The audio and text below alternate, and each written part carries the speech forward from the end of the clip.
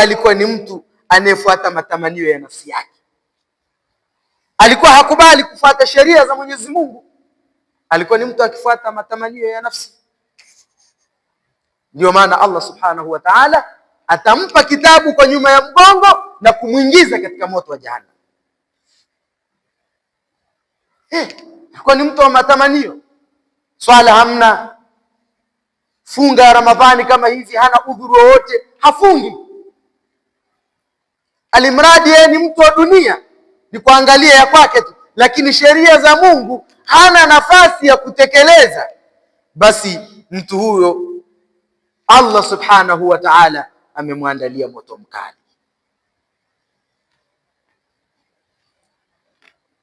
Innahu kana fi ahlihi masrura innahu dhanna an lan yahur, na kwa uhakika mtu huyo yeye alikuwa anadhani kwamba hatorudi kwa Mola wake. Yule atakayepewa kitabu kwa nyuma ya mgongo akaingizwa motoni, dhana zake kwamba hatorudi kwa Mola wake. Na wako watu wa leo, watu wanafanya matendo, kwani kuna kufa? Ukifa ndio umekufa, kuna kufufuliwa wapi? Watu wenye dhana hizi wapo au hawapo? Wapo. Sasa itakapotokea hali hiyo ya kuingizwa katika katika moto, ndio ajabu. Bwana we, kumbe nilikuwa nachezea hali hii, kumbe haya ilikuwa ni ya kweli. Ndiyo, innahu dhanna an lan yahur, kwa uhakika yeye alikuwa nadhani hatorudi kwa Mola wake. Ndio maana alikuwa anajifanyia mambo ya kibri, mambo ya jeuri, mambo ya kudhulumu watu, mambo ya uovu wa hali mbalimbali, mambo ya dhulma mbalimbali alikuwa akifanya, kwa sababu akidhani kwamba hatorudi kwa Mola wake. Kumbe sivyo. Kumbe sivyo, kwamba yeye atarejeshwa kwa Mola wake, na baada ya kurejeshwa yale matendo aliyoyafanya lazima aulizwe kwamba hili ulifanya kwa lengo lipi, hili kwa nini, hili kwa nini. Na ikiwa hivyo, lazima uandae majibu yaliyokuwa sahihi ya hayo maswali yatakayoulizwa. Ndio Mtume Muhammadin kwa kumaliza akasema, funga siku ya Kiyama itamwombea mtu mbele ya Mungu. Hii funga tunayefunga hii itamwombea mtu siku ya Kiyama, pale mtu atakaposimamishwa katika mahakama ya Mwenyezi Mungu. Watetezi watakaosimama kwa ajili ya kumtetea ni funga na Qur'an. Hii funga ya Ramadhani na Qur'an na zile funga zingine za sunna zitasimama mbele ya mahakama ya Mwenyezi Mungu na kumwambia, ya Rabbi, huyu alijinyima chakula chake, alijinyima hili kwa ajili ya kutekeleza amri yako, tunaomba leo msamehe.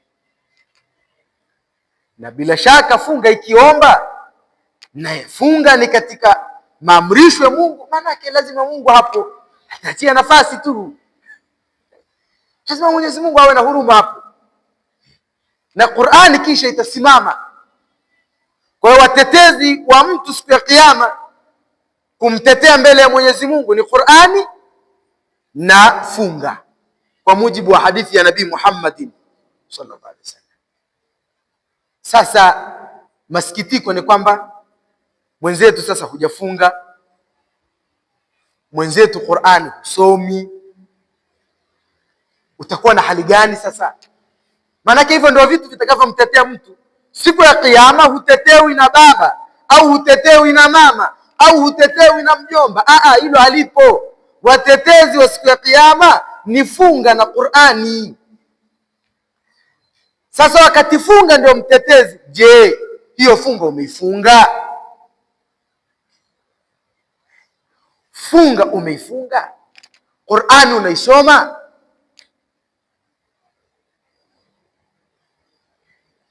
Na kwa aya nyingine ndani ya Qur'ani ni kwamba Nabii Muhammadin atashtaki siku ya Kiyama mbele ya Mungu. Qur'ani inasema hivi kwamba siku ya Kiyama mtume atawashtaki watu. Vipi? ittakhadhu hadha alqur'ana mahjura. Mtume atasema Mungu, hawa Qur'ani walikimbia, walihama, hawa walikuwa hawaisomi Qur'ani hawa. Na kitendo cha ili mtu ashtakiwe kwamba Qur'ani ameihama, ulama wakasema ni mtu kuhama siku 3 hajasoma Qur'ani, siku 2, siku 3, siku 4, siku 5 mtu hajasoma Qur'ani, Mtume atakushtaki mbele ya Allah kwamba kwa nini hukusoma Qur'ani. Sasa ajabu ni kwamba unashtakiwa hukufunga, unashtakiwa hukusoma Qur'ani, na wakati Qur'ani nafunga ilitakiwa ndio vikutetee mbele ya Mungu. Je, mtetezi wako atakuwa nani mwenzetu?